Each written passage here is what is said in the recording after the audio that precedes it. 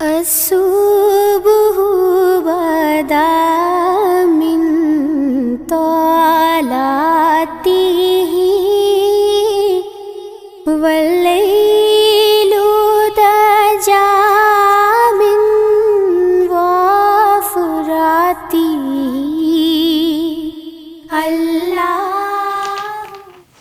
الحمد للہ رب العالمین والعاقبۃ للمتقین والصلاة والسلام علی سید الانبیاء والمرسلین حبیبنا وحبیب رب العالمین محمد وعلی آلہ وصحبہ اجمعین. اما بعد فاعوذ باللہ من الشیطان الرجیم. بسم اللہ الرحمن الرحیم. معزز ناظرین کرام، میں ہوں مولانا قاری احسان اللہ وقاص اور آپ دیکھ رہے ہیں علی راہ روحانی گائیڈنس چینل. آج ہم رمضان کی اہمیت، فضیلت کے حوالے سے بات کریں گے. اللہ رب العزت نے جب کائنات کی تخلیق کی تو ماہ و سال کا تعین اسی وقت سے کر دیا تھا. قرآن مجید فرقان حمید میں اس کا ذکر یوں ملتا ہے: ان عدۃ الشہور عند اللہ 12 شہرا فی کتاب اللہ یوم خلق السماوات والارض. بے شک اللہ کے ہاں مہینوں کی تعداد 12 ہے.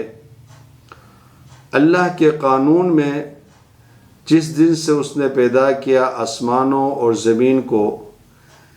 اسلامی تقویم یا عربی سال کے مہینوں کے نام جو ہم تک پہنچے ہیں، ان کا استعمال اسلام سے پہلے ہی رائج تھا، یعنی عرب ان سے پہلے ہی واقف تھے.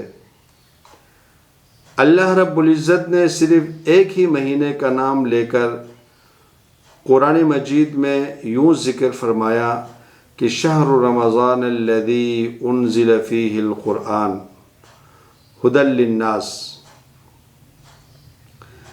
رمضان وہ مہینہ ہے جس میں قرآن مجید کو نازل کیا گیا، جو انسانوں کے لیے سراسر ہدایت ہے اور ایسی واضح تعلیمات پر مشتمل ہے جو راہ راست دکھانے والی اور حق و باطل کا فرق کھول کر رکھ دینے والی ہے.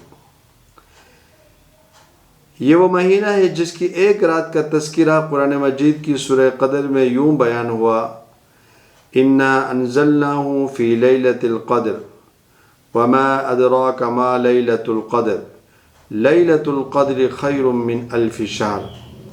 یقیناً ہم نے اتارا ہے اس قرآن کو لیلۃ القدر میں، تم کیا جانو کہ لیلۃ القدر کیا ہے؟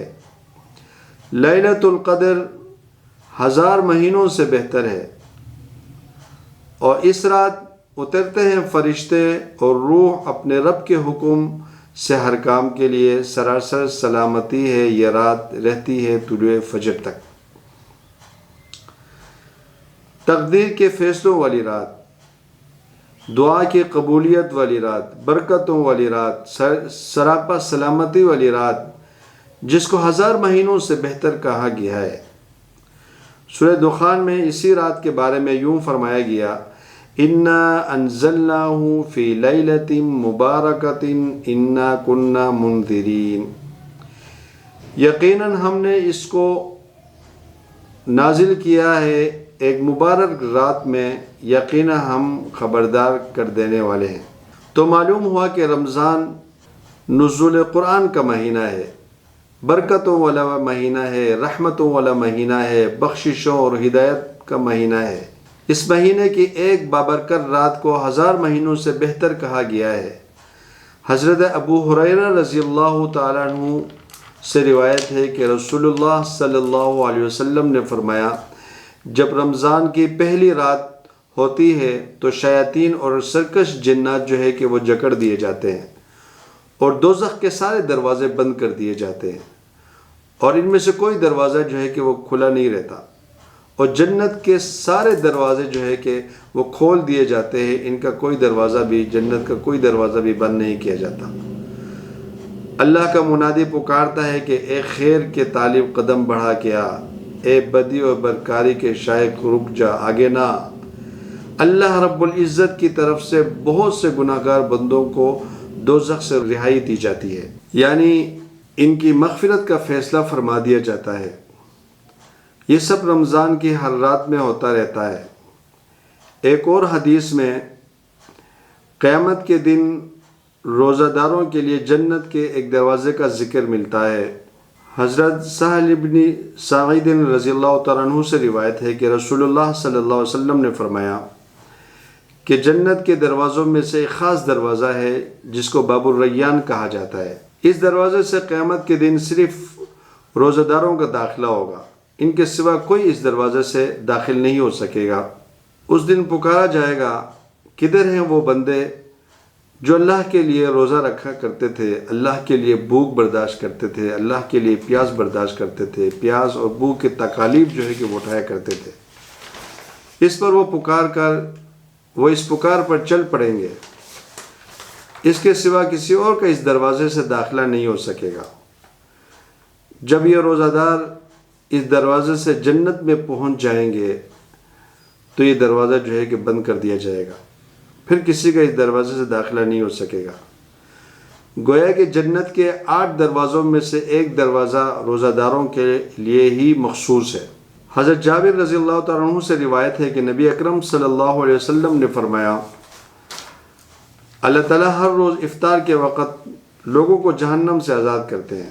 حضرت عامر بن مرۃ الجہنی رضی اللہ تعالیٰ عنہ سے روایت ہے، ایک آدمی نبی اکرم صلی اللہ علیہ وسلم کی خدمت میں حاضر ہوا اور عرض کیا، یا رسول اللہ صلی اللہ علیہ وسلم، اگر میں گواہی دوں کہ اللہ کے سوا کوئی الہ نہیں ہے، کوئی عبادت کے لائق نہیں ہے، اور حضور نبی کریم صلی اللہ علیہ وسلم اللہ کے رسول ہے، اور 5 نمازیں پڑھوں، زکوٰۃ ادا کروں، رمضان میں صیام قیام کروں، تو میرا شمار کن لوگوں میں ہوگا؟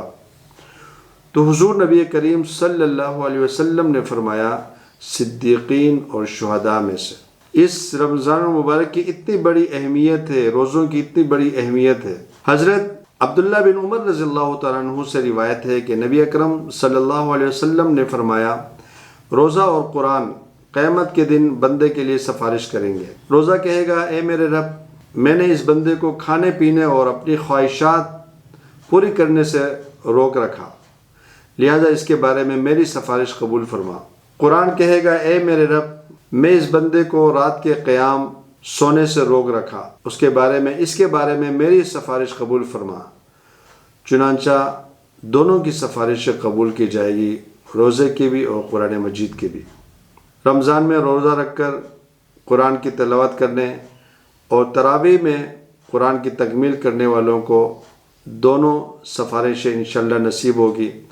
اللہ رب العزت ہمیں روزے کو اس کی حقیقی روح کے مطابق رکھنے اور ان تمام چیزوں سے بچائے رکھنا چاہیے جن کو اللہ رب العزت ناپسند فرماتے ہیں، اور قرآن مجید کو پڑھنے، اس کو سمجھنے اور اس کو دوسروں تک پہنچانے کی توفیق عطا فرمائے۔